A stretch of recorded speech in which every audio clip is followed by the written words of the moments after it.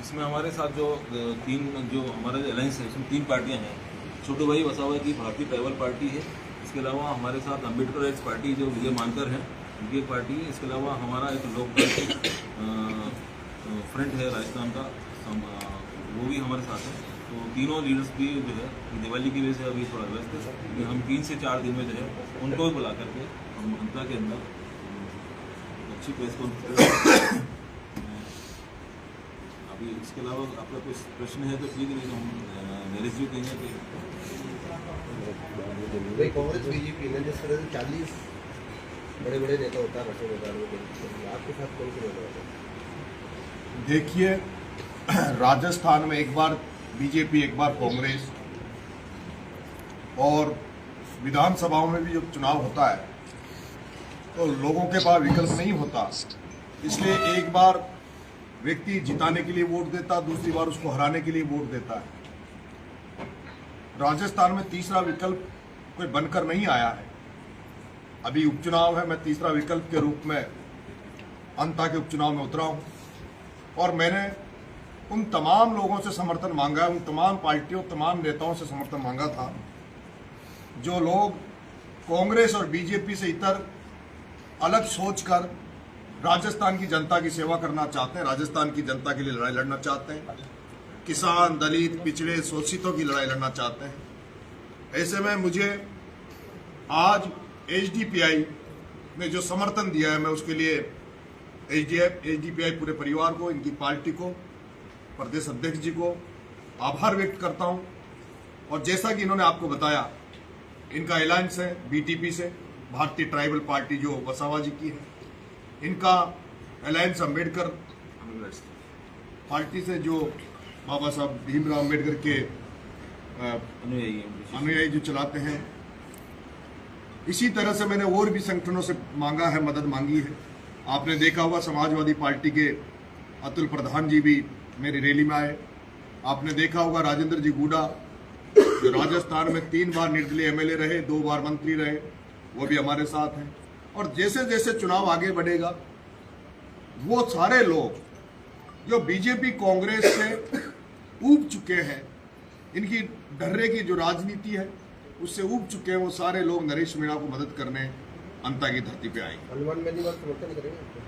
उनसे मेरी बात हुई थी और उन्होंने कहा भी है कि जो व्यक्ति कांग्रेस बीजेपी को हराएगा, जो भी व्यक्ति कांग्रेस बीजेपी को हराएगा, उसके हनुमान बेनीवाल मदद करेंगे। तो मैं उम्मीद करता हूं कि हनुमान जी भी हमारी मदद करेंगे।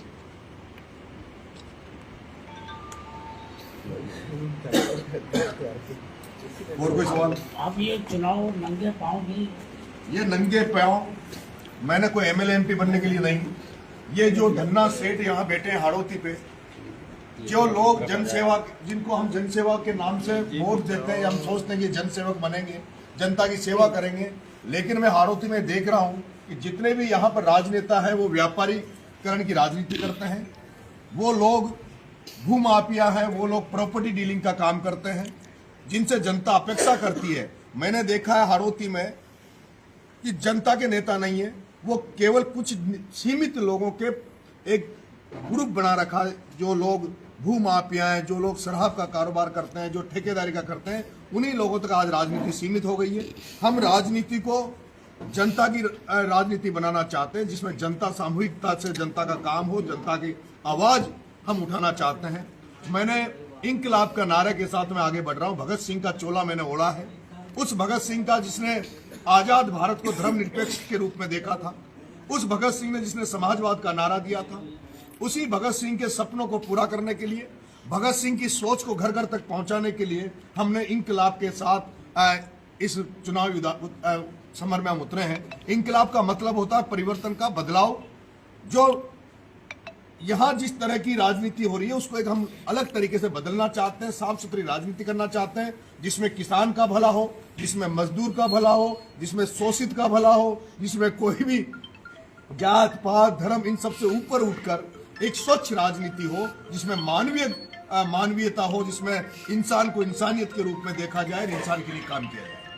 चुनावी मुद्दा क्या रहेगा? चुनावी मुद्दा मेरा मेन एक सबसे बड़ा मेरा मुद्दा है भ्रष्टाचार के खिलाफ लड़ाई लड़ना। नरेश मीणा अगर विधायक बनता है तो यहाँ जो सरकारी दफ्तरों में जो भ्रष्टाचार है, जहां कहीं भी भ्रष्टाचार होगा उसके खिलाफ तीखे तेवरों के साथ उसके खिलाफ मोर्चा खोलूंगा। जो व्यक्ति, जो अधिकारी कर्मचारी अंता की धरती पर जो ईमानदार होगा, जो कर्मचारी अधिकारी ईमानदारी से नौकरी करेंगे, उनका हम सम्मान करेंगे, उनकी इज्जत बढ़ाएंगे। और जो कर्मचारी अधिकारी भ्रष्ट होगा उसके साथ हम ऐसा वो करेंगे जो वो कभी भी अंता की धरती में नरेश मीणा के एमएलए बनने के बाद कोई भी भ्रष्ट अधिकारी कर्मचारी नौकरी नहीं कर पाएगा।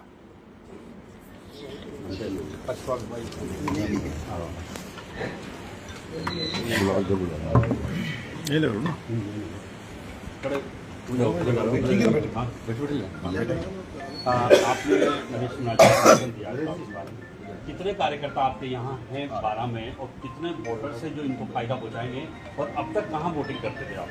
देखिए, हमारे पूरे ज़िले के अंदर जो है STPI का काम है। हर गांव में, हर छोटे कस्बे के अंदर हमारे पार्टी के मजबूत कार्यकर्ता मौजूद हैं। और जैसा कि हमारे पास अनुमान है कि यहाँ लगभग 28,000 से ज़्यादा जो है मुस्लिम समुदाय का वोट है। इसके साथ साथ हम दूसरे जो हमारे दलित साथी हैं उनके अंदर भी हमारा काम है। तो निश्चित तौर पर जो है हम इनको चुनाव के अंदर अपने कार्यकर्ताओं को पूरा लगाएंगे। और सब लोग अपना, हमारा कैडर जो होता है वो बिना किसी लोभ लालच के, बिना किसी पैसा लिए काम करने वाला एक मजबूत कैडर होता है। वो चाय भी अपनी जेब से पीना पसंद करके और हमारी बातों को मानता है। तो इससे हमें लगता है कि हम जो हमने आज समर्थन की बात की है तो वो निश्चित तौर से जो है वो हमारे लिए इसमें बहुत सफल रहेगा। SDPI के अभी पार्षद हैं मांगरोल में, SDPI के भी पार्षद हैं 12 में, बहुत मजबूत संगठन है। SDPI का नरेश मीणा के साथ आज आना नरेश मीणा की जीत को सुनिश्चित करता है। मैं आपसे बोलना चाहता हूँ, अभी तो आप नरेश मीणा जी को समर्थन दे रहे हैं, नगर परिषद वाला में आप कांग्रेस को समर्थन देते हैं। देखिए, हमारा जो सिद्धांत रहा है काम करने का, हम लोग जो सेक्युलर पार्टियां हैं हम लोग उनके साथ ही जाते हैं। अगर देखा जाए तो हमारे जो 5 पार्टी 12 में जीते थे, जिसमें 4 तो हमारी पार्टी के थे, एक हमारे समर्थित उम्मीदवार थे। हमको ये लगा कि इस वक्त जो है 12 की जनता में, क्योंकि सरकार कांग्रेस की थी, उसके लिए जो है वो यहाँ अगर परिषद का बोर्ड कांग्रेस का बनता है तो जनता के लिए हम जो 5 सालों का जो पिछला संघर्ष था हमारा, उसमें हम जनता के हितों को अच्छी तरह से नगर परिषद में रख सकेंगे, इसलिए उनका समर्थन किया। उस पर भी आप करेंगे? नहीं, इसमें खड़े उतरने में क्या, हम लोग, हमारा समर्थन था, लेकिन हमको जो आशाएं थी वो हमारे साथ वैसा व्यवहार नहीं हुआ। उस तरह का जो चुनाव के टाइम जो हमें कमिटमेंट किए गए थे, जब हम लोग बोर्ड में समर्थन कर रहे थे, वैसा नहीं आज हमारे क्षेत्र में या दूसरी जो हमारे कच्ची बस्तियाँ जहाँ हैं वहाँ जाकर देखिए कितनी व्यवस्था है। आपका परिचय? मैं Ashfaq Hussain, state president SDPI Rajasthan. Naresh ji, आपके सामने 2 बड़ी पार्टियां हैं, कांग्रेस BJP, और आप चुनाव मैदान में, इन दोनों पार्टियों का आप किस तरीके से मुकाबला करेंगे? उन दोनों पार्टियों के 45-45 हजार वोट आएंगे और नरेश मीणा के 1 लाख वोट आएंगे। ये मैं घोषणा कर रहा हूं। इसको आप ज्योतिषी मान लो या किसी भी रूप में देख लो, दोनों पार्टियों के बीजेपी कांग्रेस के वोट आएंगे 45-45 हजार और नरेश मीणा के 1 लाख वोट आएंगे। 40 तो नेता आ रहे हैं। 40 तो नेता वो जो 40 जो नेता हैं उन पर अकेला नरेश मीणा भारी पड़ेगा। वो नरेश मीणा को अभिमन्यु बनाना चाहते हैं, लेकिन ये अभिमन्यु वर्तमान का अभिमन्यु जो चक्रव्यूह तोड़कर और दोनों पार्टियों को दूर कर और इस जनता की धरती पर जनता ने जिस तरह का मन बनाया है परिवर्तन और बदलाव का, उससे लग रहा है कि रिकॉर्ड वोटों से नरेश मीणा चुनाव जीतेगा। आपका स्टार प्रचारक कौन है? ये तो 40 मेरे स्टार प्रचारक बैठे ना, वो तमाम लोग स्टार प्रचारक। मेरा यहाँ के अंता की जनता मेरा स्टार प्रचारक है। जो कांग्रेस बीजेपी के जो रूढ़िवादी ढर्रे की जो राजनीति कर रहे हैं, जो कई बार जिनको मौका दे दिया यहाँ के लोगों ने, और उनको मौका देने के बाद भी उन्होंने केवल जनता को लूटने का काम किया। प्रमोद जैन भाया के हालात आप सब पूरा राजस्थान देश जान रहा है। खाया रे खाया, खूब खाया। अभी भी 300 करोड़ का कल एक घोटाला नया आया जिसमें 300 करोड़ का वो एक माइंस को खा गए। आए दिन अभी तक जो राजनीति हो रही है, लोगों को मरवाने की राजनीति होती है, लोगों की हत्याएं करवाने की राजनीति होती है, गुंडा राज स्थापित है 12 में। जो लोग जिनकी दम पर चुनाव जीतते हैं उनका सबसे ज्यादा शोषण किया जाता है। और मैंने कहा ना कि राजनीति का व्यापारीकरण कर दिया।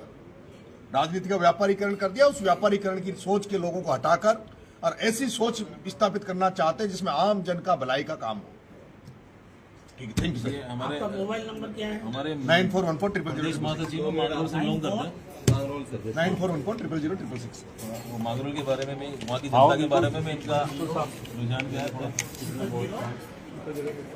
खड़े हो अच्छा तहसीलदार 666 94 क्या नाम है साहब आपका? मेरा नदीमा क्या पद है आपके पास? मेरे पास अगर इसमें प्रदेश महासचिव की जिम्मेदारी है तो डेमोक्रेटिक पार्टी ऑफ इंडिया का। आप लोगों ने अभी नरेश मीणा जी को समर्थन दिया है। अंता विधानसभा क्षेत्र में कितने मतदाता हैं, कितने कार्यकर्ता हैं आपके?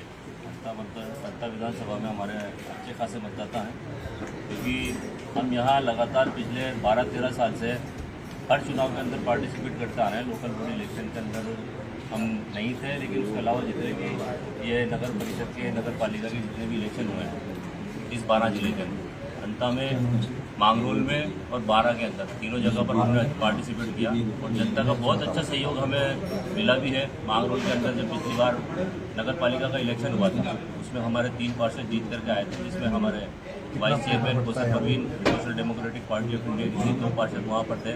12 के अंदर हमारे 5 पार्षद पिछले चुनाव में जीते थे और हमें उम्मीद है कि जो विधानसभा चुनाव में जब नरेश जी के साथ आए हैं जरूर हम नरेश जी के लिए पूरा प्रयास करेंगे और हमें उम्मीद है कि जीत नरेश जी की सुनिश्चित होगी। सोलंकी में आपके साथ अब तक किसको समर्थन करती थी अब तक तो अगर हम इलेक्शन में है हम इंडिपेंडेंट हमने खुद को जब भी हम पार्टी से चुनाव लड़ा है हमने पार्टी से समर्थन किया है। उसके अलावा मैं जी जान से जब तक आप जहाँ भी रहेंगे मैं साथ रहूँगा आपके, चाहे मेरी नौकरी में आग लगे। पूरे जितने भी न्याय जिले हैं, दिलाओ, 12 इनका भी जिले बहुत में बड़ा पीड़ा है इनकी। वो तो आज मैंने मैं गया हूं उनके पास। 12-13 साल से मैं लटक रहा हूँ, कोई सुनने वाला नहीं। कलेक्टर के इस पास 12 मैं खुद में गया हूं उनको लेकर। हजारों बार कलेक्टर से मिले। आपके नरेश जी जो है ललित जी, उन्होंने 15 साल से लटका रखा। जब जमीन मिलते पे कब्जा हैं, कर रखा। मैं भूतपूर्व सैनिक हूँ, मेरा इन्होंने काम अटका रखा। नहीं करेंगे, मेरे को आशा है आप लाखों से ऊपर से जीतेंगे, ये मेरा वादा है। आप जीत के रहेंगे इस चुनाव में, ये मेरा चैलेंज है। ये 1000 बार कलेक्टर से मिले मगर ये ललित जी मीणा है, मेरा साफ कर रखा, बोला तू राजपूत है, हम मीणे हैं, ऐसे टक्कर है मेरे से। अभी पधारे थे राज्यपाल साहब, पुलिस ने नहीं जाने दिया, पीछे के गेट से एसपी के गेट से घुस के मिला। ललित जी वहीं थे, मैंने कहा साहब राज्यपाल साहब मैं हजारों बार कलेक्टर से मिले, कोई सुनवाई नहीं। इकल्ले खोज को आप आचार संहिता जिस दिन खत्म हो जी जाएगी सर, अंता में, जी सर, भगवान करे चुनाव जीते तो अच्छी बात, नहीं भी नहीं जीतेंगे, ये वादा है मैं मेरा। निवेदन कर रहा हूँ जिस दिन आचार